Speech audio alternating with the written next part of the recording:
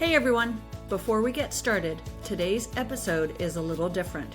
Outdoor educator and backpacker Kerry from Jet Girl Hikes joined me for what turned into an incredible conversation. We chatted about snake safety, solo hiking, women's self-defense, backpacking, Kilimanjaro, trail leadership, and the lessons we've learned in the great outdoors.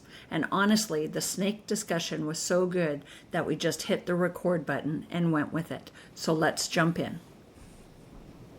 So if you or your pet gets bit by a snake and it's a venomous one, there's a Facebook group called National Snake Bite Support.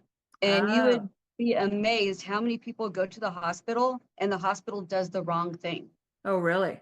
And you can actually get a chance as you follow along on that group to learn what to do, what not to do, what the kind of things can go wrong at the hospital. Because everybody always says, don't elevate it, but keep it elevated above your heart. It has to stay, or some people say, don't have it go above your heart because then it'll get your whole body.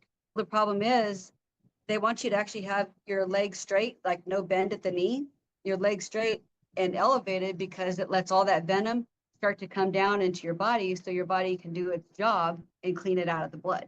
If you leave it sitting down at the extremity, it continues to cause necrosis.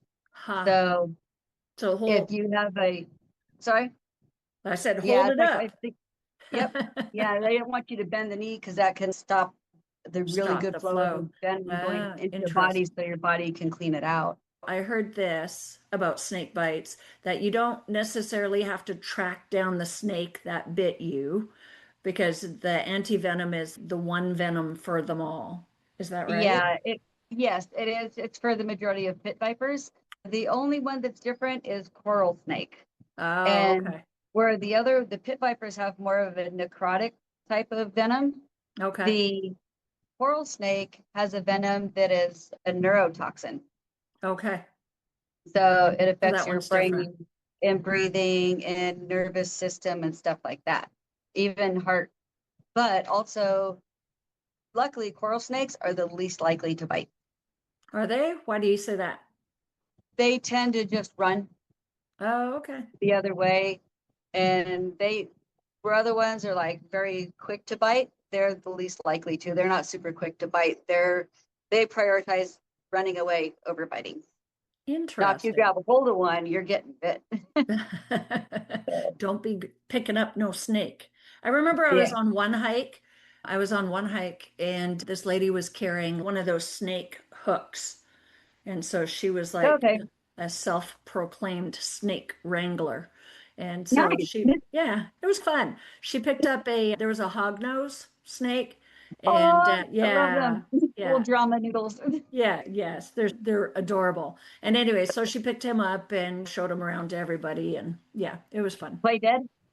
Did not play dead. Ah, bummer. I do not think he played dead.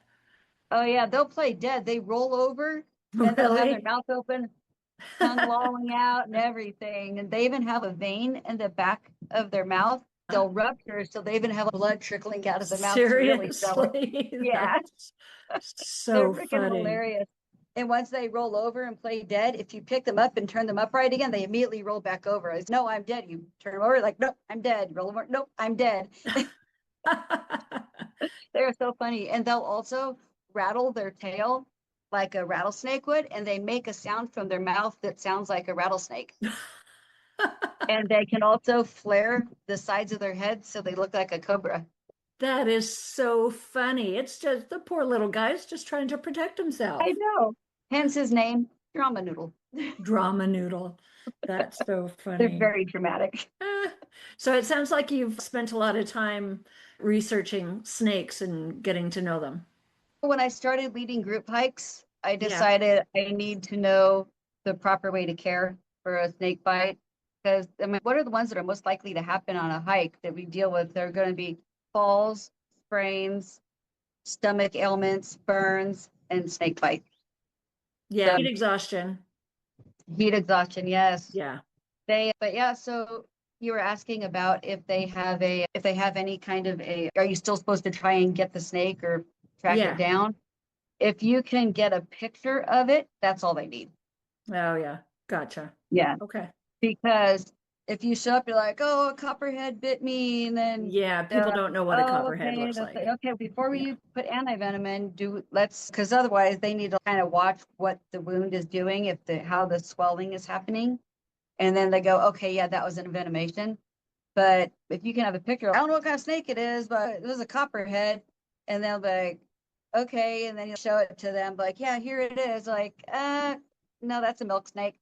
Oh, yeah, it's not venomous. You can go home. Okay, wash it with soap and water. Nice. Keep it clean. Yes. Yeah, that's a misidentification, right? So a photograph is a great idea.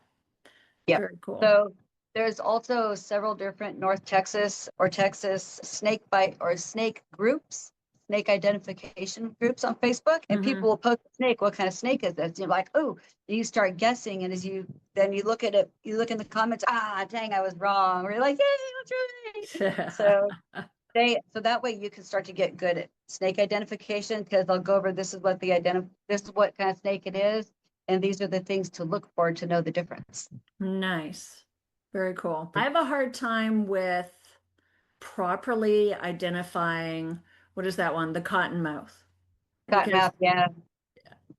I tend to get it mixed up with another, I forget which one it is, but I tend to get it mixed up a little bit because it's dark, but it still has a pattern on it. And I need to learn my snake. So I just stay away from all of them. So I figure I'm okay.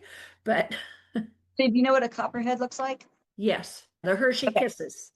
Exactly. So a cottonmouth has the same similar Hershey Kisses pattern on it, except the edges are very pixelated. And in his eye, he's going to have a little mask, a little stripe. It almost looks like he's wearing a little Zorro mask. Really? And Okay. they tend to hold their head up at a 30-degree angle, which is very common.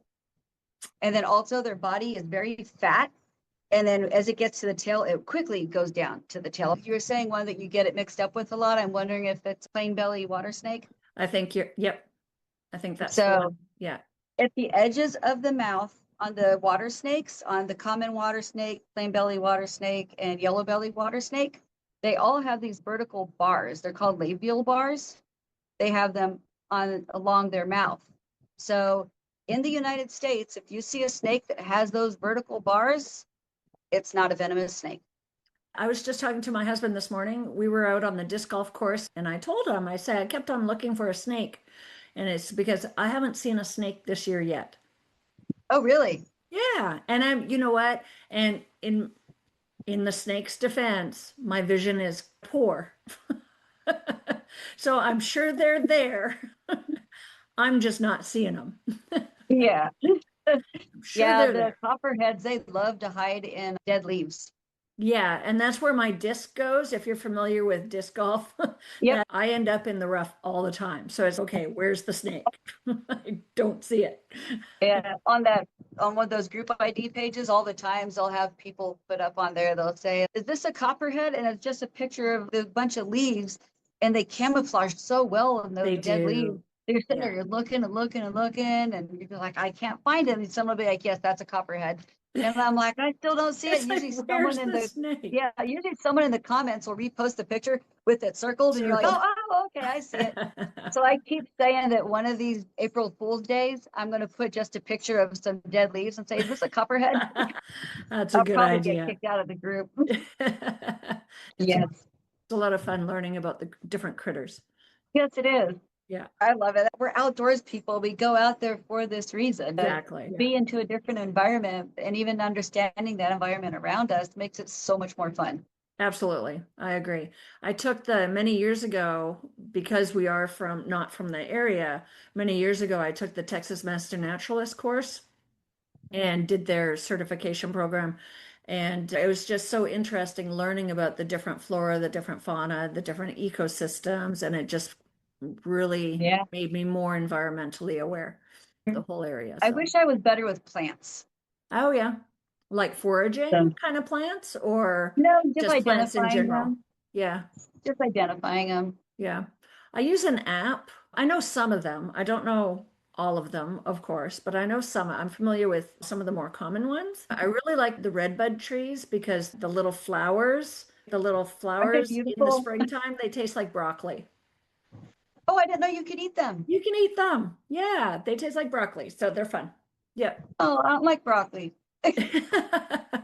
I'll still have to You'll try like some the though. red buds. You'll like the red buds. They're good. Okay. Wow, Yeah. I did not realize you could eat them. They are edible. I wouldn't eat them if they were like in the middle of somebody's yard that's sprayed with pesticides and Yeah. lawn stuff all the time, but out in the woods, I'm sure they're fine. So, yeah. Yeah. Okay. So we're Oh, doing this podcast today. You asked to ask me some questions. After Kerry and I spent a few minutes talking about snakes, Kerry officially took over the microphone and turned the tables on me. Here we go. hey everyone, welcome to the Just Hyke Podcast. You'll recognize that I am not Melanie. That's because today I am hijacking her podcast. And what we're doing is we're going to put her on the other side of the microphone so I can get a chance to interview her and you guys can learn a whole lot more about Melanie, the person. So Melanie, welcome to your podcast. Thank you, Kerry. I appreciate you doing this. This is going to be fun. It will be fun. We're already having fun. We were talking about Yes. snakes and frogs and Yeah.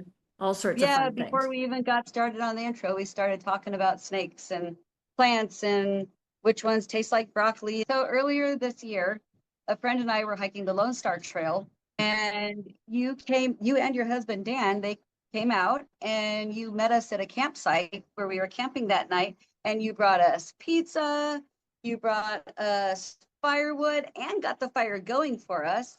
I'm really glad that we were able to work that into our schedule and do that for you. Yeah, me too. And the thing that I love most about it is I got a chance to actually talk to you, meet you, and just not a podcast or on the Facebook kind of stuff, but to actually just sit there and talk to you. And what really struck me is what an incredible person you are. Aw, Everything you do is for helping other people. You're an author, and your books are designed for helping other people get out on the trail. And you're an innovator, and your products are meant to help people while they're on the trail, even to dig a poop hole better. And I had the idea, because we have great ideas while we're hiking, yes, we do. to invite you onto your own podcast so your audience can get a chance to learn how incredible you are. Aw, thanks. I think this is a fun idea, and I'm happy to support your initiative. What inspired you to start this podcast, since we're talking about the podcast? That's such a great question. So, the podcast is just another avenue to help people feel more comfortable and to realize other people have the same dreams, the same hopes, the same aspirations to get out on the trails and explore nature, especially at any age. Some of the ladies that I've been interviewing, it's been so interesting. Like Patty, for example, she's what, 87 years old, and she's going back to Nepal, right, to go on the Annapurna track Oh, and go wow. visit schools out there because she's helping Yeah, rebuild schools, right? So that's so amazing. these humanitarian efforts. And there's Beth Ann Abel. It took her 20 years to finish the Appalachian Trail because she had to do it in between her work life, right? So every 2 weeks for 20 years, or 2 weeks every year for 20 years, she did a different section of the trail. Just learning about these different people who are out in the world accomplishing their dreams. And I just wanted to share those dreams with other people so that they could be moved and inspired to maybe do the dreams that they want to do. And then how possible it is when you put your mind to it. Exactly. Yeah, And stuff like that. The thing that strikes me about what you're saying about hiking the Appalachian Trail over a period of 20 years, that's a labor of love. absolutely. Absolutely. It's something that she wanted to do and she made it happen however she could. That's Yeah. so cool. Yeah. So I guess so that would be basically what you like most about about this podcast is learning about other people. Learning about other people and then sharing what I've learned with other people. Okay. I suppose mostly I just like to share what I've learned. Yeah. Yeah. So we were talking about how she was much older. What do you think is so powerful about hiking, especially as we get older? It's really One is the restorative benefits of being outdoors in nature, right? Seeing the vistas, smelling the trees, learning about the natural world, however you want to learn about the natural world. If you want to get into the snakes and the frogs, you can, but if you want to get into the trees, you could do that. It's so diverse. And you kind of caught me. I've been working on my book all day today. It's my newest one is called Sidewalk to Stillness, which is about the restorative benefits of being outside in Okay. nature. And so there's the restorative side of it, like the mental health benefits of just being outside in nature, not necessarily doing hard things like a distance hike or a mountain Mhm. summit, but just spending time around trees and flowers and seeing the patterns and being enveloped by those, the properties that the trees have. But then there's also the other side of it where there's the physical parts of it of accomplishing something maybe challenging or big, whatever challenging and big is to you. You know, for some Mhm. people, it might be walking half a mile to a waterfall. And for other people, it might be summiting a mountain or finishing the Ouachita Trail, whatever their goal is, what nature and hiking can do for people. What do you think? What do you think the benefits of hiking is, especially for women? So much of society, not so much these days anymore, but still a lot of society says that's not the kind of thing women can do, especially out there alone without any man to protect them. And just, it's getting a lot better, but it's still out there these days. It So is. Oh, for sure. when you You know, when you when you close your car door and you double check that it's locked and you throw that pack on and walk away from your car for days with everything you need on your back, do that. There's nothing else that says self-sufficiency like that. Once you get out there and you realize that you can live for weeks out of just what's in your backpack, it makes you kind of look at everything else in your life around you and just, that's not hard. I could come up with a way to do that. Oh, that's way easier to do a different way because we start to learn just how to problem solve with what we have. yes, And also just not to mention, like you said, the confidence booster. So, absolutely. but Yeah, and I love what you said about being self-sufficient, right? Being out there on the trail and problem solving because you don't, and you realize you don't need a whole bunch of stuff, right? yeah. You don't need all that stuff. And when you have more stuff, it just seems to make things more complicated. Yeah. Yeah. Yeah, it does. So now we're talking about stuff in your pack. So Hmm. another thing that I love about you that we didn't cover in all the things that I love about you is in addition to having the podcast and writing the books and doing the putting out the information to help people, especially women, get out there and not be scared, is you also physically get out there on the trail and you take them out hiking and you take them out backpacking. So when we're talking about gear and what we have in our packs, is there anything different that you carry? What kind of stuff do you put in your pack for just a hike you're doing? A hike that you're doing solo versus a hike where you're taking a whole group of people out? Ah, good question. So there is one different. So when I go solo, and that would be like even if I'm going with maybe one other female, I still consider that kind of solo. There's just a different level of awareness that I have around me. And so I don't carry a gun, right? But I Mhm. will carry a pepper spray, which isn't really my favorite, but I'll use it on a dog or something if I have to. Yeah, it's But better than a stick. better than in combination with the stick. I have my hiking stick Yeah. and I'll fold that in half and I'll use that as a kind of a baton also. So Oh, I guess, smart. pardon me? I said smart. I never thought about that. Yeah, just take it, fold it in half or whatever your hiking stick folds into, and then you can use it as a pretty good baton as a weapon. I used to do, so I'm a second degree black belt in Taekwondo and Are you really? just kind of, and so thinking about different ways for self-protection, right? And then I also have a stun gun or like a taser. And so I have Mhm. that. And sometimes just the noise will scare an animal away. So I keep that close to me at night because I have this irrational fear that a critter is going to come into my tent. I don't know. And It's just a thing that I have. And so I keep my stun gun close to me and I keep my hiking stick close to me. And so I just feel like I need more protection if my spouse isn't around. Yeah. Yeah. So I have a friend, she had her husband say, "Hey, what are you doing? Who's out there?" And she recorded it on her phone. Oh, that's a So smart that if she hears idea. someone creeping around, she can play it and have a male voice. A male voice. Nice. And So I've like, heard "Hey, who's people, out there?" yeah. And I've heard people talk about like at a campsite, if you're camping alone, to have a like a male pair of boots and have them at your Mm. door. That doesn't really work when you're backpacking because I'm not carrying somebody's extra boots. Yeah. And That's also, right. you've seen my setup when you were bringing us pizza. I have a camouflage tarp, Oh yeah. Oh, so and you that's blend in. why. Yeah. Yep. It's not so I blend in, it's so it looks more masculine. Oh, interesting. Okay. Not a pink one Yeah. with flowers? Yeah, no, you won't see me have anything pink out there because I don't want to go advertising that I'm a female and I'm here alone. Yeah. So that's why I do the camouflage tarp.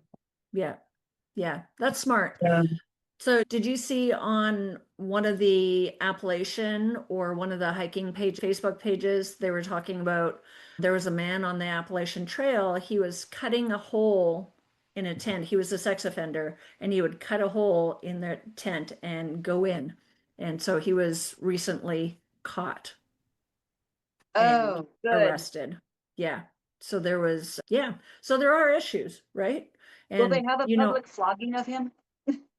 that would be fantastic. Yes, Yes. I would Yes. join you. Absolutely. And you're a very experienced backpacker. Thank you. And I'm also an experienced backpacker, but we all have these fears when we go out there. It's not once you get a certain level of experience, you start to say, "Oh, I'm not scared of anything anymore," because you're so experienced that even us have our own fears. And Absolutely. my worst fear Uh-huh. is waking up to somebody standing outside my hammock, like Oh, some guy interesting. just looking in or cutting the netting on my hammock open Wow, or interesting. cutting the Yeah, bottom open so I fall out. Or yeah. it was even before I was hammocking when I was in a tent to just wake up to the sound of somebody walking around trying to get into my tent. So these And are, it's not an irrational fear either. it's not irrational. No, because, and statistically, right? Well, my husband was surprised about the statistic because he was talking about what are like, why is this a thing? Why are women talking about hiking alone or being solo hiking? And like, why is this a thing? And it's statistically like one in, what is it, 1 in 4 or 1 in 5 women have been sexually assaulted in their life. And it's actually really interesting because I was telling him those stats. And then he was starting to calculate in his head, and it's okay, when we went to such and such, like when we went to the San Juan huts, there was Dan and 7 women on this Mm. thing. And he said, okay, so 1 in 5. So what you're telling me, there were 7 there. And it's like, yes, yes. And it started Yeah, to click. And a lot of people, I think maybe men don't realize these statistics that are out there and the things that we're aware of as women, that these are not irrational fears, that no, they're they're not. very real fears. And based on past experiences through 1 in 4 or 1 in 5 of us, right? Mm. And so we need to take measures to protect ourselves and not just be naive and think this is never going to happen to me, but just have a plan, right? So being aware, number one, being aware, number two, having a plan. Yeah, And number three, how are you going to execute that plan? So, what is that plan and how are you going to follow through on it? So, I know you carry a gun. I don't carry I a do. gun, but my plan is knees and elbows and head bunts and fight to the death and my stun guns, and it's not going to be a happy scene. Yeah, especially if they come across you because you're a black belt. Yes.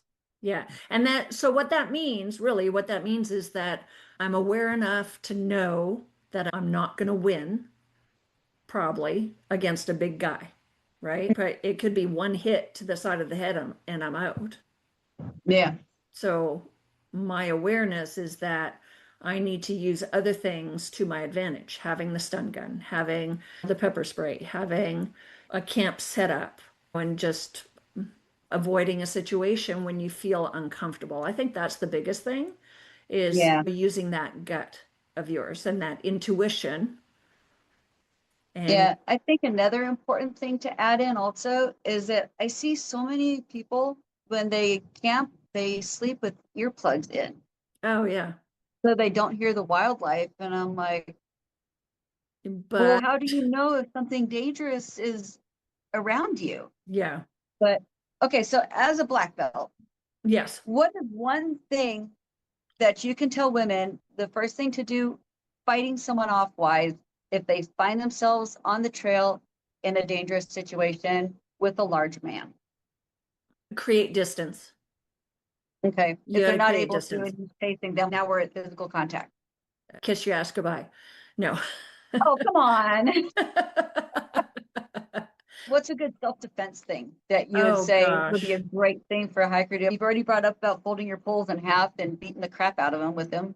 Yeah. And then, so if you do strike, so you're face to face, gosh, some of the things that you pee your pants, throw up on them, make yourself undesirable, right? Okay.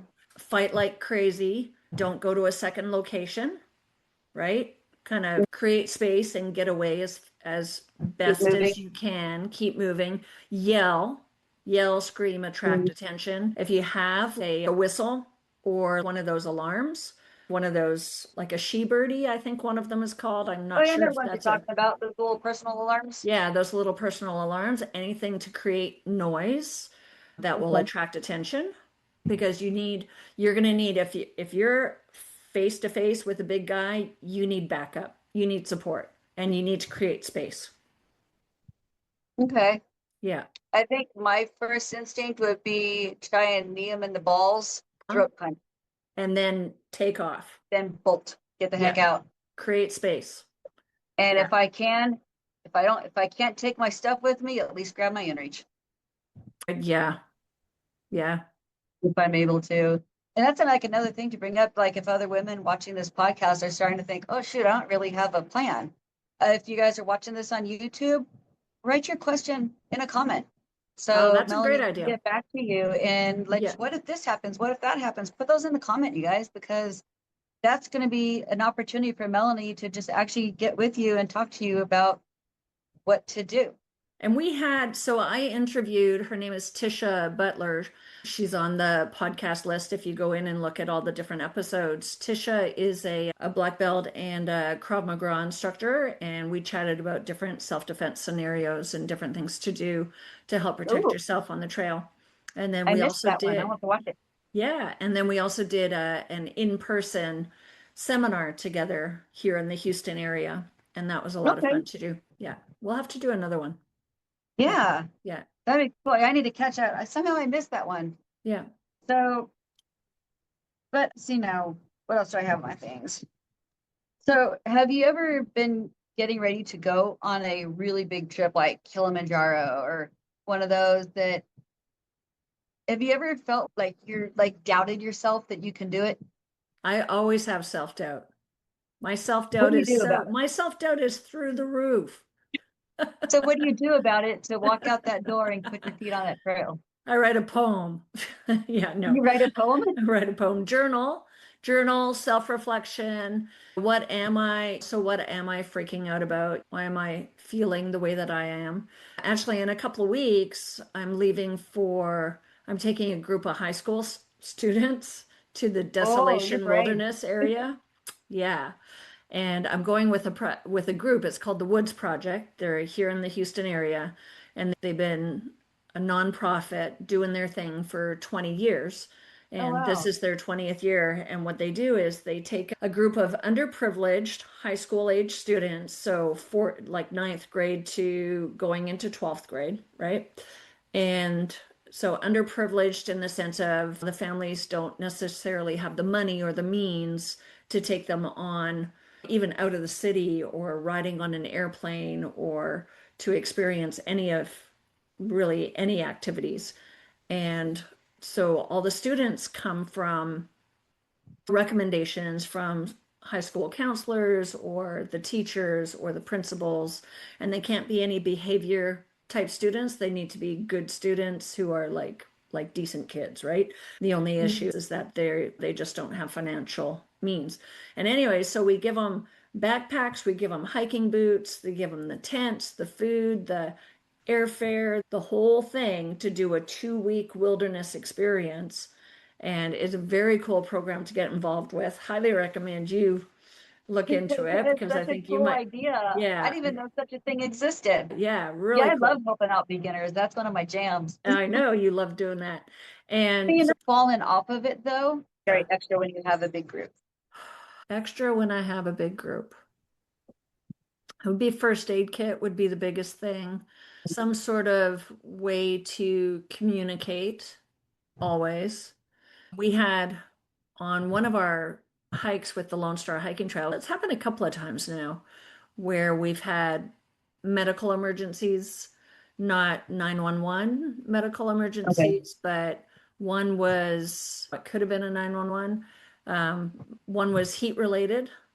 One of the members had to stop and we had to figure out how to get to him and get him off the trail. And then another, we had to get a vehicle closer and have an out point, right? So being aware of where your out points are is important when you're taking a group, because if you have to bail, knowing where you have to bail. Definitely, I think with a group, I do more maps, like a paper Okay. map, in addition to just knowing the trail, right? Because Mhm. quite often this is my home trail, so it's no problem. But having that paper map so that you can share some of the navigation and teach some of the navigation stuff. I really like to teach when I'm on the trails with a group. I like Yeah. to talk about different trail markers and just awareness on the trail and of course safety, right? What's your Yeah. worst fear with a group? Injury. Yeah. Someone getting injured and then I have to deal with it. Yeah. Mine's heart attack What? Oh no. For you or for a member? for a member. Yeah. Because you, if someone has a heart attack out on the trail, the odds of them living is very slim Oh, for sure. For sure. Because because you can't do, because good CPR is exhausting. absolutely. And you got to keep So on I did going. the wilderness first aid course, which is a Uh-huh. great course if people haven't done it. Yeah. Did that course, and the guy was talking about when he was a firefighter, they had one of those CPR dummies, and they'd have contests because it actually hooked up to a little graph thing to Yeah. show when you're in the range that you're actually keeping someone alive, you're doing it right, the correct rhythm, the correct depth on each push and everything. And the biggest, strongest guy there who was the best, it was able to maintain CPR that within that range of life saving was 6 minutes. Wow. Yeah. And thank goodness if you're with a group, you can trade off, right? Yeah. But if you're out there in the wilderness and it's hours until they get to you, the odds of being able to do CPR for hours. And Oh, one of yeah. the things, I know you've had that course, one of the things I teach is if someone's having a legit CPR heart attack out there, just do everything you can, but understand that the odds of them living through it is very minimal. Absolutely. Yeah. That's right. Yeah. Early advanced support is Mhm. critical for a heart attack. And if that happens out in the wilderness, yeah, it's not looking good. Yeah. Yeah. So you want to be in We, good shape. Make sure you're in good yeah, health. I was doing that Womble video, and I don't know if you saw the video at all, but I mentioned that we had lost a hiker. We were down one hiker because of my worst fear, a heart problem. Oh no. So we are all taking a break, and she was kind of sitting there, and she's like, I guess I better tell you guys something. I've been having these weird fluttery feelings in my chest and getting really dizzy. And During the hike? during the hike, we were Oh, out there, and I was like, and I'm sitting here, I locked up. I know what to do. But like you said, the early intervention is most important. I know what to do, but my brain just totally locked up. I was like, oh my gosh, my worst fear is happening. I have a person in my group who's might be having a heart attack here. And it was terrifying. And my brain totally locked up. And there was another lady with us, and she used to be a CNA, a certified nursing assistant. And she was quick. She's like, hey, I have some aspirin. You want some aspirin? And she's, no, that's okay. And all of us are like, take the aspirin. And she's, okay, I'll take the aspirin. So we sat there a little bit, started doing better. And so she was taking care of, she's man, her pulse is really weak. And then, so another group of us were looking at roads and everything. And we had a tiny bit of cell service. So we were like messaging people. It was near the Washita Trail. So where I do trail maintenance at. So our district captain for the section 6, I was messaging with him, hey, we're having a problem, and getting with Lori, who's the shuttle driver. She's like the trail mom. And finally coordinated, okay, she can get someone here to this road to pick us up. And I remember from that course, I'm like, the best thing you can do to save someone's life is get them out of there. Yep. So I asked her, I was like, are you okay to walk? And she said, yeah, I think I'd be okay to walk. So we're like, okay, let us take your pack for you. No, that's okay. We're like, at least let us take your water, which is heavier. So Yeah. she's like, okay. So we started carrying her water, and we just hiked nice and slow out of there and got her to the road. And then her husband was in a separate area backpacking, because we were like a little women's group. And he happened to be like 2 miles from us coming towards us. So just about the time the truck came driving down the road to pick her up, her husband came hiking out from the other side of the road. It just all worked out perfect. And then Nice. in the long run, I believe she ended up with a pacemaker. Oh, wow. Wow. Yeah. So getting that That was scary. medical information beforehand is really important, making sure that you feel like you're fit enough to be able Mhm. to do the thing, right? Yeah. Such She had just a couple years before did, I think, 1,100 miles of the AT. wow. So she's fit, She's fit, but but she was having some issues. Yeah, yeah. yep. And she knew she was having some issues, and they had her wear a Holter monitor for a month, I think, and it didn't catch anything. Wow. But they ended up getting her to the hospital and eventually figured it out. Wow. Yeah, that's But scary. yeah, that was scary. Yeah, absolutely. Yeah, Okay, let's do just a question. That's why I go yeah. ahead. Yeah. Just being aware of being hyper vigilant when you're the group leader. And that's why I started with doing hikes primarily with the Lone Star Hiking Trail Club, and just to have that trail support, right? So they plan it, they organize it. There's lots of people that I can contact if there is an issue. There's another hike leader with the group. And so just having that level of support makes me feel more comfortable rather than me taking somebody out on my own. And even when I do different, like the international trips, let's say to Kilimanjaro, the I have, a local guide who is in charge there. You know the stuff, you're trained, you know what to do, you have the contacts. If something goes wrong, you know how to handle that. You have the capability to handle that situation. I can observe and I can assist, but they have the contacts, right? And then Yeah. same with the Lone Star Hiking Trail Club. I have that umbrella of support. When you were talking about doing Kilimanjaro Mhm. and with the guides and everything, was there anything that because you've done Kilimanjaro more than once, right? Yeah, 3 times, Okay. and going a fourth in October. Oh, wow. Yeah.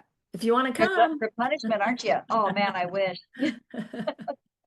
So when you do these hikes, is there anything monumental that you learn about yourself or that you take away from that hike?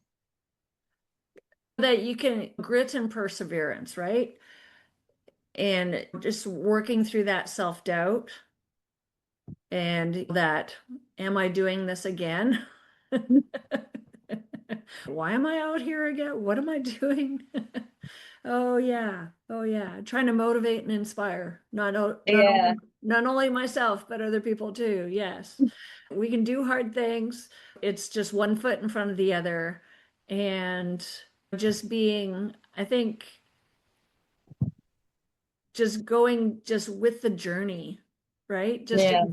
enjoying. And it's not just about summit, and it's not just about reaching the destination. It's more about enjoying each step along the way. And this is part of the journey, no matter how it turns out. Whether if you're dealing with someone who's having some, let's hopefully call it minor heart issues, because I Mhm. don't want to wish Yeah. that upon anybody. Uh, Yeah. but dealing with some lightheadedness or some aches and pains or foot pain or whatever it is, just that's part of the journey. no matter what it is, that's part of the journey, and just learning to enjoying what presents itself as we go one step in front of the other. So do you find that kind of helps you in everyday life also to look at things differently? Absolutely, because everyday life is part of the journey too. Not everything goes to plan, and sometimes roadblocks are put in our way, and they might be put in our way for a reason. I'm a strong believer that if I have to turn around and go back to the house for something, I believe that's prevented something down the road, or it changed my path for whatever reason, and everything happens for a reason. I want to know about the secret hike that you were talking about on Trailblazing Texas's podcast. So Niederhorfer. It's Niederhorfer. Yeah, that's Have it. you been to Niederhorfer? No, I had never No? even heard of it until that podcast. And I'm like, I'm going to Oh. be talking to her and I'm going to hold her down and be like, you need to take me there. I want to see what it is. Oh, Niederhorfer Lake is so pretty. So when you're hiking along the Lone Star Hiking Trail, if you recall head number 8, which is Four Notch, there's a side trail. It takes you to this really beautiful lake in the forest. It's spring fed. My next question on this, when did we go? Probably in the fall. It has to be Yeah. outside of hunting season. So either before November 1st or after January 30th. Okay. Because on the Lone Star in the Sam Houston National Forest, we have to camp at designated sites during hunting Yeah. season. Okay. Let's switch gears a little bit. Okay. So about trail nutrition. Ah, Because when I was on your episode 1, we kind of hit a little bit on trail nutrition, but we didn't really do a deep dive into it. And you're a very healthy eater. I try And to be. I Yeah. remember you telling me that you've lost 80 pounds or something. Yes, ma'am. Yeah. So you're very in tune with eating and we talked a little bit about how I deal with appetite issues. I lose my appetite when I'm doing this kind of endurance hiking, but you do not. But we didn't really get a chance to talk about what you eat while you're on the trail. Gotcha. I love peanut butter. Peanut butter is one of my go-to. So I'll do wraps, or I really like wraps actually because they pack up so easily. So I'll do that. There's carb balance wraps. Yeah, I know the ones. Yeah, so I'll do that with some peanut butter, maybe some sugar-free jelly, and Nutella is really good too. So I really like that. I do take protein powders with me, and oatmeal is a big deal for me. It's my go-to thing that I do, especially in the mornings, oatmeal or with peanut butter. I'll put protein powder in it and make just this protein powder oatmeal sludge. For lack of a better word. It might not look appetizing, but it tastes yummy to me. And then I'll put some nuts and seeds in it, and then I feel pretty satisfied with that. In the evenings, I really love to end the day with it's like a protein pudding. So I'll just take a sugar-free protein mix or sugar-free Jello pudding mix, whatever flavor. It could be chocolate, vanilla, cheesecake, whatever your favorite flavor is. And then I'll mix that with protein powder. So I'm getting the extra protein, but then I get the yumminess and the sweetness of the pudding mix. So that's one of my favorites too. And then I add a couple of cookies to it just for fun, or granola. Sounds like out of the 3 macros being protein, carbs, and fats, protein is your priority. Protein is my priority for sure, and fats, yeah.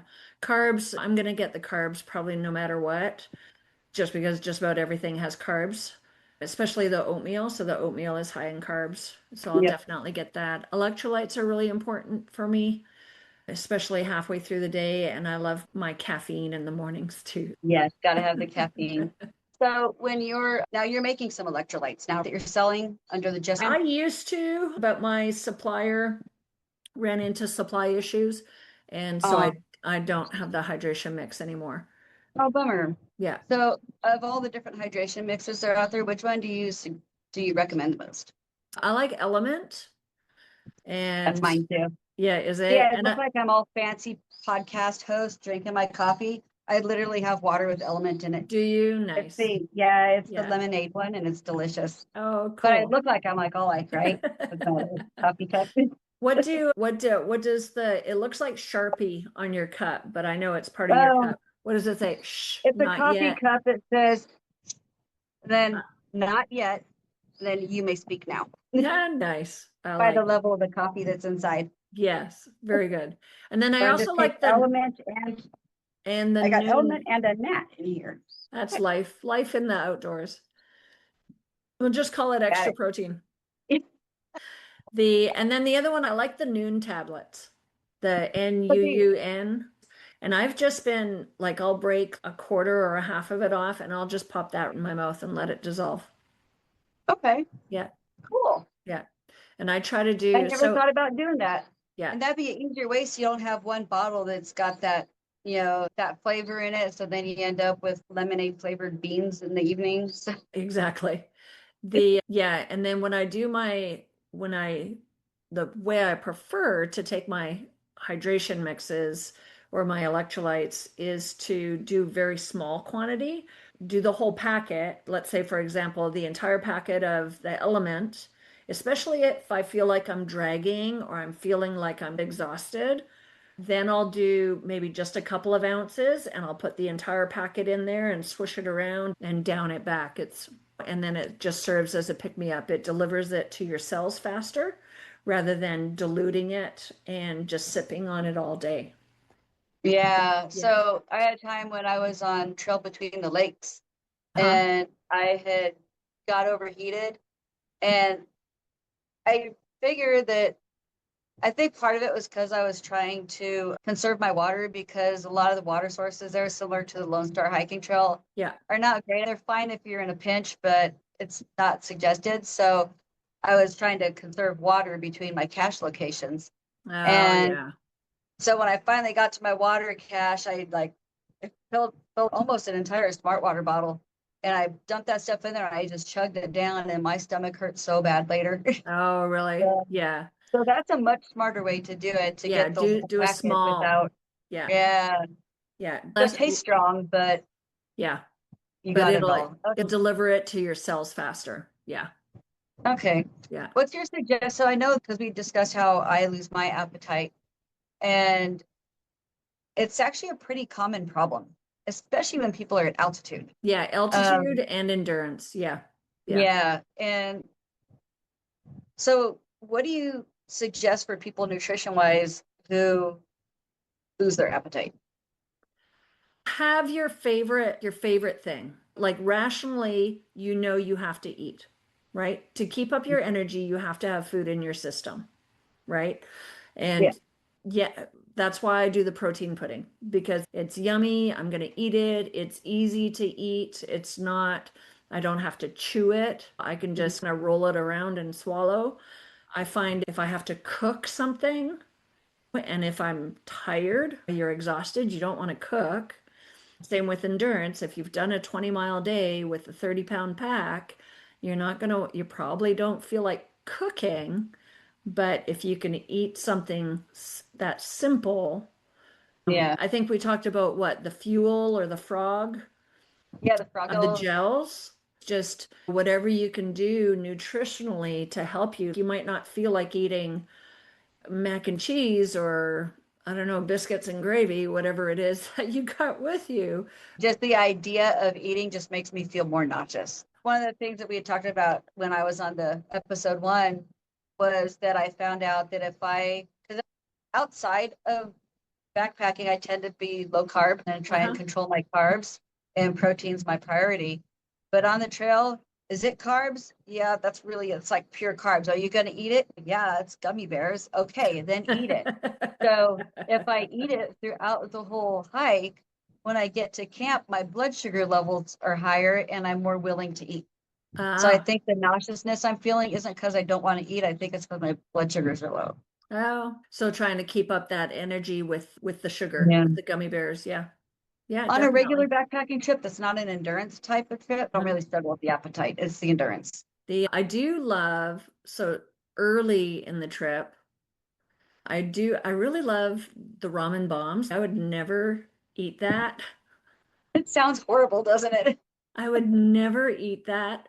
at the house. Like, let's make a ramen bomb for dinner. Is no way. But when I'm on the trail, it's, oh yeah, I got to take the potatoes.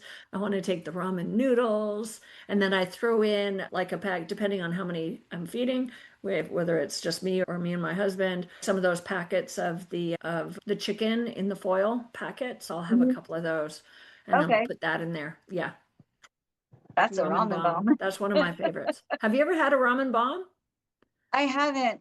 I'm such a No. picky eater. The idea of potatoes and ramen just sounds horrible together. Do you like ramen noodles? I love ramen noodles and I love potato chips and I love mashed potatoes, but for some reason, when you put them all together, did I mention I'm a picky eater? You did But I figure now. if you're hungry enough, Yeah. So the thing with adding the instant mashed potatoes to the ramen is you're just thickening up the broth a little bit. And Mm. so you can make it as thick as you want. Oh, so the stuff I've always seen has been dense. It's like more like Okay. mashed potatoes with noodles in it. Yes, yes. So you can make it very dense like that Man. if you want, but you can add as much as you want. So just to think of it like you're thickening up the broth a little bit. So you want to know how frustrating I am with my pickiness? What? So it makes no sense because if you put some mashed potatoes in with ramen noodles, it sounds terrible. But if you put potato chips in there and let them rehydrate, all of a sudden that sounds great. Like some Pringles. Why does that sound fine? But it's the same thing. It's flavored potatoes. That's so funny. My poor mom raising me and trying to feed me.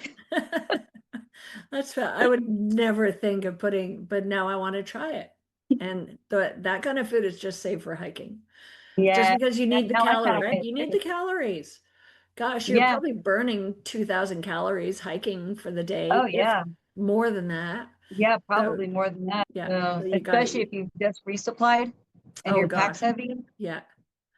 Thank Um, goodness that you ate the pizza that I carried into you. oh, that was not hard at all. But I was thinking about it that the other day I came up in my head, I said something about that at work we're all about our pocket knives, even though we're not allowed to have them. They think we're like children. But we were all like, oh, I got this knife. I've had this knife for 10 years. Oh, was that the commemorative one? And we're all really into our knives. And I was like, you should see the knife I carry backpacking. Oh, And they're like, oh, is it a really cool one? And I was like, no, it's like this big. oh, It's that one. literally a Yeah, that's folding right. razor blade. And they're like, what? I was like, yeah, it weighed 5 grams. It's great. And they're like, well, how are you going to do anything with that? I'm like, dude, all I ever use it for is cutting string and opening packages. And then I was like, wait, but we did cut a pizza with it. Yes, we did.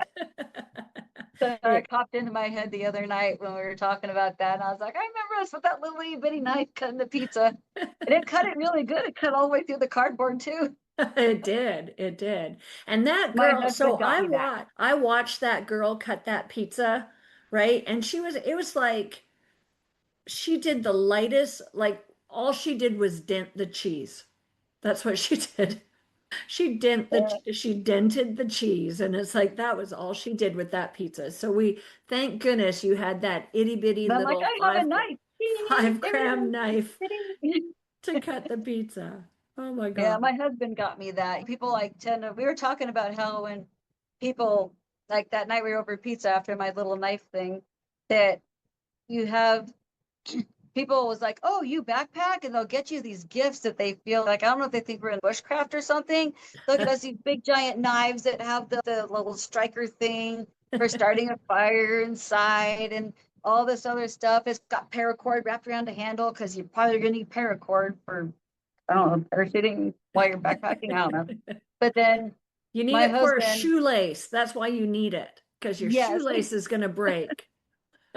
So to have, okay, we've got, my husband is so understanding that he got me that little knife for That my is, birthday. I was like, oh my God, it's so cool. Of course, I just run over to my scale to weigh it. I'm like, it's 3 grams. that's a So, man who understands and has been listening and paying attention.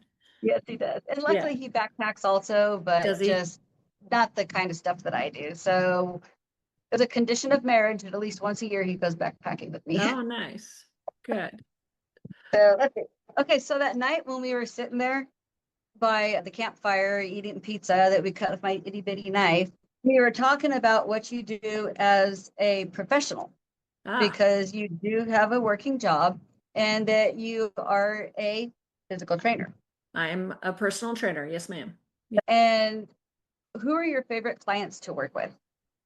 People have a goal, people who have goals that they're working towards, right? Sort of, for example, one of the ladies that I work with, she travels a lot.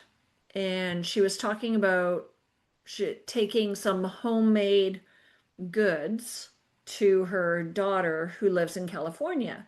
In order to take these goods to her daughter, she has to carry them in a cooler in carry-on, right? And Mm. there's no, it's not on wheels, right? And so she was just very proud of herself that she was able to carry it and put it into the overhead bin. And this, the lady, she's in her 70s, right? And so Mhm. she was just very proud that she was able to carry this and put it up. And she was a little bit out of breath doing it, but it wasn't as terrible as what she envisioned it was going to be. What is it that made you decide that you wanted to primarily work with personal training elderly? See, and so you call it elderly, but I'm almost 60. And Oh, so you're elderly too. Okay. I would be considered I'm kidding. almost soon I will be elderly. But a lot of my clients, they're only 5 years older than me. Okay. Yeah. And I have one client who's in her 90s, and then but the rest of them are really in their early 70s and they're fit and they're active and they could go climb Kilimanjaro if they wanted to. Have any of them And gone yet? not yet, not yet, but Are you soon. working on it? Soon, working on it, working on it. I'm working on some adventurous, not necessarily Kilimanjaro trips for them. So one of them is Okay. Costa Rica, talking about doing Costa Rica, maybe some river rafting, some cycling, and some hiking, which would be Wow. amazing. That'd be a lot of fun. And yeah, and going to go see the butterflies again too. And that Okay. would be, Yes. yeah, over in Mexico, not far from Mexico City. So going to go see the wintering habitat of the monarch butterfly. So very nature related, but you also have to have some physical ability to be able to get there and do it. So active adventures. Yeah. Okay. Yeah. So of all your clients, who's the one that just, do you have a story that of a certain one of your clients that just is just so inspiring Oh that gosh. to basically to get past whatever adversity or physical challenges they had or didn't think they could do and just really prove themselves to be just inspiring. Inspiring and capable. I think everybody has their story, right? Everybody has their story and everybody has their own levels of capability. And I think just coming to class, especially some of the people I work with, they're bionic women. They have hip Yeah. replacements, knee replacements, shoulder replacements. Some of them have scoliosis. Some of them have back surgeries. Having those issues, like those challenges, and then still pushing to work through and figuring it out. Like, I want to do this. What do I have to do to figure it out? Is it within, if I rub my dream against reality, is it something that is still possible? And Mhm. just loving hearing stories like that of pushing through and still continuing to do it. Yeah. Yeah. Yeah. And that's why that kind of brings me to me. It's, I don't know what tomorrow is going to bring for me, right? So my goal is to live to the fullest today and then don't put off those things that I want to do. If I want to go back Yeah. to Kilimanjaro and do it again, I'm not going to wait another 30 years because in 30 years I'm going to be, what, 90. I got to do it sooner than that, right? Have you ever thought of doing the Inca Trail? Yeah, actually, I'm going to be sending out a survey soon, seeing if anybody wants to come and do the Inca Trail with me. So, yeah, that is on the radar. How about you? You want to That do the might, Inca Trail? oh, I've already done it. Have you already done it? Yes, I've already done it. My husband and I did it. You got to go do it. Yeah. And Why is I that? highly recommend Llama Path. Llama Path. Yeah, because it's similar to Kilimanjaro where you have to have a guide. Okay.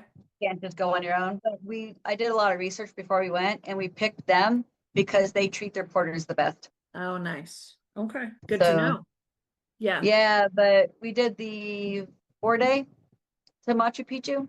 Oh, okay. So it was super cool. So once we got there, you start hiking, and it sounds like it's pretty similar to Kilimanjaro, where like when you get there, they've already got lunch set up and everything, and then you eat, and then you start going later on. They pass you with all the stuff. Yes. So similar to that. But once we got up to there, we got to over this hill where we had this overview of Machu Picchu. And then we went and camped by the Ollantaytambo River. And then the next morning we got on a bus and we went back up to Machu Picchu on a bus, and we got to walk past all the people who were in line waiting for it to open, and we got to go in before they actually opened the gates to the public. And we went to the Temple of the Sun and we watched the sunrise from there. And then we got our own little private tour all around the place, and then the gates opened and all the tourists started coming, and before you knew it, you could hardly move around. Really? So Wow. you get a special view of Machu Picchu without all the crowds. That's excellent. Love Gotta it. go do it. Yay. Very cool. So where is your favorite hike? I know your home trail is the Ouachita Trail. Yeah. And so if you would recommend one hike to anybody, I know this is hard to do because all the hikes are my favorite hikes, but if you It's had not to really pick a hard to hike, do. what's that? Grand Canyon rim to rim. Oh, yeah. Now, did you do rim to rim in one shot or did you camp at the bottom or Oh, we somewhere? camp. Did So you? it's there's a little story behind it. When we were kids, we backpacked. We went down the South Kaibab Trail and up Bright Angel Trail. Yeah. And while we were down there camping at Bright Angel, there was some other person was talking about, yeah, they were going from one side to the other. They had come down the North Kaibab. And I'm like, there's a North Kaibab? And I'm just a teenager at the time. And oh yeah, so that was like a thing. I'm like, dude, someday I'm going to do this. And because my parents had taken us backpacking there. So I Nice. was like, so later on, I became an adult. I put the hike together and I got to take my mom backpacking there. Oh, very cool. So, So your parents were both backpackers? yep. Yeah. Yeah, I started backpacking as a teenager. Oh, nice. So, Yeah, that's cool. My parents, we grew up hunting and fishing. Well, oh, more fishing. My parents would hunt, but it was really more camping and fishing is what they took the kids to do. And they were small business owners, and so the amount of time that they had was usually a weekend or an overnight. yeah, Yeah. And that's, that's cool. So you were yeah, raised in the outdoors and you're from Canada, correct? yeah, yeah. I catch your boots sometimes. About, yes. So that's cool. So you were raised with going out in nature and doing nature stuff. So it just makes sense that you would stick with carrying that throughout your life. For sure. And it was interesting. It was because of one of my dad's comments that I got into the Texas Master Naturalist program because he came down to visit and he had questions about some of the trees, right? He was saying, "What's this tree and why is this one like this?" And I was like, "I have no idea." He says, "I can't believe that you live here and you don't know anything about the trees." And it's, "Oh, I guess I better fix that." So in typical fashion, you said, I'm not just going to go learn about a couple things. I'm going to go find out what trees taste like broccoli. Yes, exactly. Which ones can we eat? So are you pretty good on which ones you can eat? I use an app for a lot of it. I use what is it? Seek, Okay. SEEK. So Seek, and it will identify different plants for you, and then it'll tell you whether it's edible or not edible or whatever. Okay. The typically, I'm going to say most things are not edible, but there are a lot of I think a edibles lot of out things are there. edible at least once. Yes, yes. Just be cautious. But it is fun. It is fun to find the different things that are here, just learning about all the different plants they're just so unique and different from what I grew up with. Yeah. And it's, just a lot of fun learning about the different things that are in the area. That's so cool. Okay. So we were talking about beginners and beginner backpackers and taking them out. And I'm sure you do yours similar to the way I do my beginner groups, is a pack shakedown Oh, goodness. where Yes. they go. So some of the things that we pull out of these people's packs, and you have to just, okay, so that's a microwave meal. Um, how are you intending to cook this out there? Oh, I guess I could just throw it in a pot and cook it. I'm like, "No, doesn't work like that." Oh, but you see all these different things that come in their packs. What is the thing that is so unnecessary that you repeatedly see beginners have in their packs Oh, that you gosh. take out that you're like, nope, Probably a book. a book? A book. I don't know. Or for women, it's your makeup. I do see that a lot. Yeah. Yeah, just too much makeup. Mm. So I wear a tinted moisturizer that's a sunscreen. And Okay. so instead of taking the whole bottle, I'll just put it into a little jewelry bag Ziploc or whatever, rather than taking the whole bottle. I try to condense stuff. Yeah, Yeah. yeah.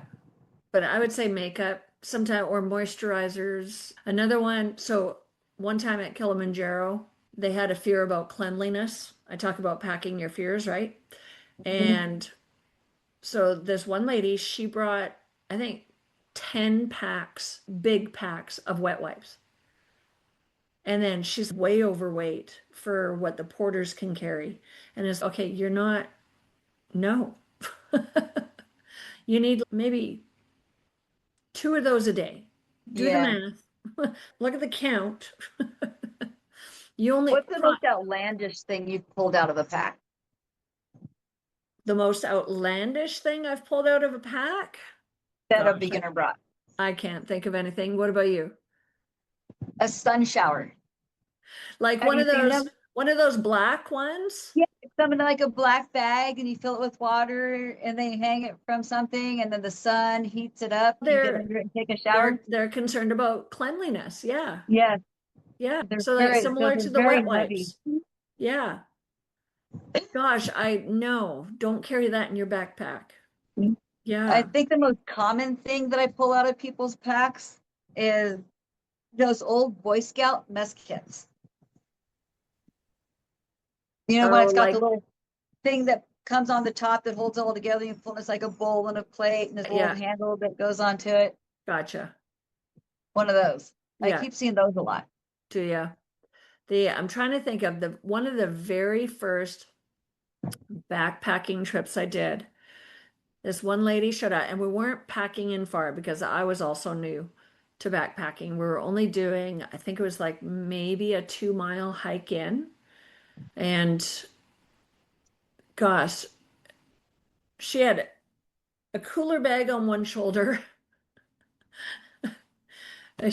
Bless her heart. I hope she's not listening. She had a cooler bag on one shoulder with her sandwich wrapped up in 25 layers of tinfoil. And and then a chair on another shoulder, like one of those campsite chairs, right? On Yeah. another shoulder. And then somewhere in there was her backpack. And it's like, okay, are you sure about this? Because I don't think you really need to carry all that in.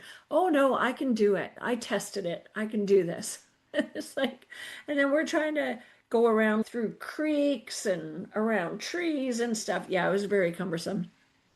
Yeah, We had one that now I have another leader. So we have one as lead and one good. as sweep. There's one girl, her pack was so heavy. And then when we got there, as much stuff, she said, "No, I need those things. I need those things." So then we're like, okay, we're going to challenge you to not use them. So you can see that you can do just fine without using those. And we said, and if you do that and don't use those items, we have a special surprise for you at the end. And she's okay, so she did good. And there was all kinds of stuff she swore she needed and she didn't use at all. So her surprise at the end was we said, okay, we're going to lay all your stuff on the ground And she's okay, like in the dirt. Yeah, she's I got a tarp. Well, so she pulls one of those big blue tarps out of her Out of her thing and backpack? Oh lays my it out. gosh. And then the other leader and I are like, oh, we're regretting the special surprise. But so she lays all of her stuff out. We're like, okay, what have you used on this trip? And then she's like, stuff like this. Okay. So first aid kit, you didn't need it, but you need to always have it. So we put that, we started making this pile of stuff that you need and the stuff that you don't need. And she proved it by not using those things. So we said, since you did what we asked, we're doing a special surprise. So everything was in that didn't used, including the tarp the other leader and I carried out so she could get to feel what it was like to hike out of there. And it was an uphill Yikes. hike too, without all that crap in her backpack. And she's, oh, this is amazing. And the other leader and I are like, we're never doing this again. This was a bad idea. You should have did it at a point where you could have hit it and then picked it up later. Yeah, we never imagined that someone would have had that much stuff in their pack because there was stuff we were pulling out of her pack that was not in there during the shakedown. Oh wow. Yeah. Yeah, you got to watch that. So we were warned with the kids for the hike that's coming up in a couple of weeks here that we're gonna do that shakedown, but we're gonna take those packs and we have to put them into a locked room because kids have been known to shove extra things in their packs that they Their think they're gonna iPad they need. can't live without. Yeah, we're taking their electronics, but yes, there could be, like you said, an iPad or something that we're not aware of, or a heavy book or makeup or whatever it is. Yeah. Yeah. It's gonna be fun. I can't wait. I'm excited to hear how that goes. Yeah. I'm excited to find out how that goes. Okay. What is the funniest thing that's ever happened to you on the trail? Oh gosh, falling. Falling is always funny. I don't know why, but falling without injury is always funny. Yes. Yeah, So, that's a good way to put it. yeah, falling without injury. So what happened was I was with the Lone Star Hiking Trail Club and we weren't on the trail. So when some of the more experienced people from the Lone Star Hiking Trail Club put together some of these hikes, they want to take us someplace special on the trail. So we'll start at a trailhead, but then we'll end up circling around through the forest somewhere, almost not knowing where we are, but they know where we are. And so just navigating through different things. And one of the things we had to navigate through was a bunch of trees were down. And going through and trying to get around where these trees were down, one of the trees decided to hang on to my back foot, right? So Oh no.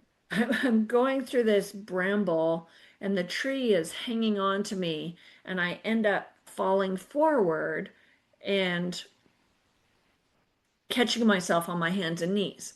The momentum of me falling, because it was this kind of motion, like a rolling, kind of a little Uh, bit of a roll motion. My backpack had the momentum. It oh carried no. me into a full somersault. And so it's like, and I couldn't stop it. I was there on my hands and knees, but my backpack was going and it just flipped me around. So that was Oh fun. my God. So you fall, you're like, I'm good, I'm good. Oh, I'm I'm not good. good. And I'm then not as good. I'm not phew, my good. backpack took me for a ride. Yeah. And how many people saw it happen? Just my husband, and he said, I wish I had my GoPro going. But The yeah, worst is when that kind of stuff happens in front of a bunch of people. it happens. Yeah. And it happens to the best of us. And that's okay. Yes. Yeah. That's okay. I think all of my funniest stories all unsurprisingly involve a raccoon. Really? Yeah. Why is that? They're Was a raccoon hilarious. stealing your food, Oh yeah. swinging from a tree? Yeah. Yeah. I had one run off with my inReach once. Oh no. He Yeah. liked the color. I guess so. It's shiny. Yeah. So there's another one that, so it was back when I was tenting and I had my vestibule closed and I always put my cup and stuff out there so I can make my coffee in the morning from my tent because I don't put sugar or creamer or anything in my coffee. Drink it black like my soul. Huh. But they would, so I put that in there and then I wake up to rattling sound in my vestibule. I'm like, what is that? And I'm like, can I wake me up? And I sat listening. Then I heard it again. I'm like, what the heck? So I got my headlamp, I lit up my vestibule where the noise is coming from, and there was this little raccoon hand that slid under my vestibule and had my cup and was starting to pull back. And then I'm like, hey, as soon as I shine a light, it just set the cup down and slow motion pulled its hand back.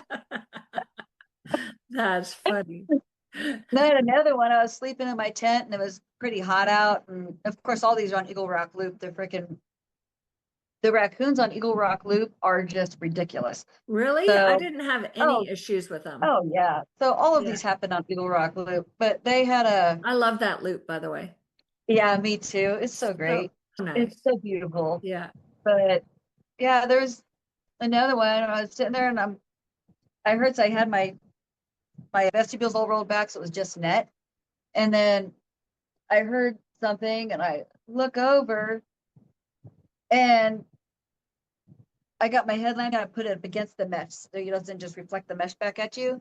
And it lights up this raccoon and he just stopped and he's staring at me. I'm like, get out of here. He goes, and I'm like, get out of here. He's like, go. And he took off. So That's so funny. they are hilarious, but man, they are ruthless. There were some guys there we had come across. We were hiking out and they had just started their hike. I guess when they hung their bear bag, it was above a tree limb. No, So the raccoons had got up there and they tore out the bottom of their food bag. So all the sure. food fell out of the bag onto the ground like a piñata. Yep. And they just ate all the guy's food and stole it all. So Oh, that stinks. everything except for a package of mashed potatoes. Yeah, it's not really food, is it? Yeah. But we were finishing, so we gave them any extra food we had, and they said it was enough to get them through for their second day. That's good. Worked That's, out, but yeah. yeah, raccoons on that loop are just ruthless. It's a Wow. very overused trail, Yes, it is. Yeah, it is. so the The wildlife knows it. so what's your craziest animal encounter? Up in the middle of the night, doing With a this little, I don't know where to go. We were, How so my about you? husband and I, we were camping, car camping, shelter camping, whatever, at Tyler State Park. And the raccoons there are pretty relentless too. And we were cooking dinner and they were coming over while we were cooking dinner. Oh my gosh. Yeah. It's like, this is not for you. You guys need to just back away. We were at the Shores Lake campground once, and there was these people. It was a car campground. We had hiked into it, and we were staying there. And of course, it's car campground, so everybody's regular car camping. And then they had this, so they had this dog in a kennel in the back of the truck, and the dog's barking, bark, bark. Aw, And we're like, wow, Lakes, we got to hike the next morning. yeah. So finally, we wake up, and my husband's, you got to come see this. So I crawl out of the tent. I look up, and there's these raccoons. They had opened up the ice chest and the totes that were sitting on the picnic table. And they, right as I came out of the tent, he lit it up, and there was this raccoon climbing up the tree with, I beep you not, had an entire loaf of bread in a bag and took it up the tree. So we just sat there and we all just sat there and just like the dog just barked away, and those raccoons one at a time, one was holding the lid while the other ones were coming in and getting, they're running That's all their so people stuff funny. up to the tree, and we just sat back there and watched. Yep, you come to check out your dog and make him quit barking, you'd understand that all your food being stolen, we just let him take it. That's Yeah, funny. I love it. Yeah, those raccoons, they're pretty crafty. Yeah. they are. Okay, you want to do rapid fire questions? Yeah, sure. Okay. Okay, some of these are the ones you gave me, and some Okay. are the ones that you give me when I came on the show, and some of these are my own. Okay. Okay. Sunrise or sunset hikes? Oh gosh, I love it. Gosh, that's so hard to pick. I love sunrise because that's like my quiet time. I love to just watch the sun come up and I have my cup of coffee and I just relax and enjoy the beauty of it. And then I love sunsets too. Gosh, sunrise hikes. All right, sunrise Okay. hikes. All right. Okay. Favorite piece of gear? Favorite piece of gear. My Just Hyke trail mate. Good answer. Okay. Best foot care tip. Oh, carry moleskin. But if you're talking preventative, trim your nails at least 2 weeks before your hike. Don't do it Okay. the day of your hike. Moleskin or Leukotape. I don't think I've ever used Leukotape. But I like moleskin. Okay. Yeah, yeah. Sour Patch Kids or Nerds gummies. Sour Patch. Favorite trail. Oh gosh, I gotta say the Lone Star Hiking Trail. That just because it's Awesome. close to home, right? I love trails that are close to home. I don't like saying a favorite trail that's somewhere else in the world that you never get to go visit. So I Yeah. always like to say my favorite trail is the one that I get to visit often. Good. Boots or trail runners. Depends on terrain. Mostly Okay. trail runners, but if I'm going up to the Ouachita, I'll probably put on boots. And Kilimanjaro, I'll put on boots after a certain altitude. Yeah, Okay. yeah. Favorite backpacking dinner. It would be like quesadillas. Okay. Yeah. And we're definitely going rapid fire on these because my phone just gave me the low battery notice. Okay, we gotta go. Go. Okay. This actually ended up being truly legit rapid fire. Okay. Name brand gear or cottage small business gear. Oh gosh. Cottage small business. Gotta support small. And they make some of the lightest weight stuff too. Yeah. Trekker Joe's. Have you heard of Trekker Joe's? Yes. They Yeah, a yeah, buddy of so I have mine is friends with him. Oh, good, good. So I have one of their little wallets and I use that for every day. And then I also have a water bottle pouch because I love having my water bottle right here. Yeah. Yeah. I tried that pouch. It didn't work out for me because I'm so short. My torso is so small. The cap is up here. Oh Look no. at it. Okay. Solo or buddy hiking? Buddy hiking. Same here. Yeah. Everything's more fun with a friend. All right. That wraps up the show. We just lost Kerry. Well, that's where our conversation came to an unexpected end. Kerry's phone battery had other plans for us. Kerry, thank you for taking over the microphone and turning the tables on me today. We covered everything from snake safety and solo hiking to trail leadership, Kilimanjaro, backpacking, and the confidence that comes from spending time outdoors. I hope you enjoyed this different style of episode and getting a chance to learn more about me and the journey behind Just Hyke. If you enjoyed this conversation, be sure to subscribe, leave a review, and share this episode with a friend who loves hiking, backpacking, or simply spending time outdoors. Until next time, remember, every step you take, no matter how small, is part of your journey from sidewalk to summit. Happy trails. Bye, guys.